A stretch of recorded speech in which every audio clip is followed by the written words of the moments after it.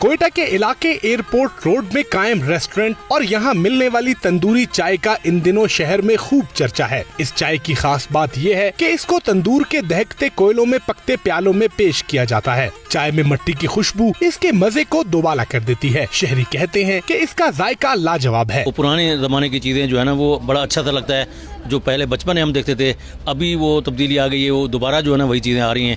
उन्हीं में जो है चाय बन रही है और वो टेस्टी भी है। तंदूरी चाय बहुत टेस्टी थी, बहुत मज़े की थी। अभी जब मैंने पिए गरम और आपको पता है वैसे ही वो टेस्टी होती है। कोयटा में वैसे इतना ट्रेंड नहीं चला था, पहले कराची में था, लेकिन अब यहाँ पे बैठक रेस्टोरेंट में जो है ना सबसे पहले मैंने यहाँ पे नोटिस किया कि यहाँ पे जो है ना तंदूरी चाय जो है वो अवेलेबल है। रेस्टोरेंट के मालिक का कहना है कि सादा चाय से लेकर कई जायकों में तंदूरी चाय दस्तयाब है। जाफरानी चाय और शाही चाय की डिमांड भी ज्यादा है। हमारे पास अल्हम्दुलिल्लाह 21 अक़साम की चाय है, जिसमें शाही चाय है, ज़फ़रानी चाय है, कश्मीरी चाय है, फैसलाबादी नमकीनी चाय है, कोपरा चाय है, गुड़ चाय है। तंदूरी चाय का मजा चखने के लिए शहर भर से लोग इस रेस्टोरेंट में चले आते हैं। मुनफरिद जायके के साथ साथ इसको पेश करने का अंदाज भी चाहने वालों को खूब भाता है। कैमरामैन फतेह मोहम्मद के साथ किफायत अली, 92 न्यूज़, कोयटा।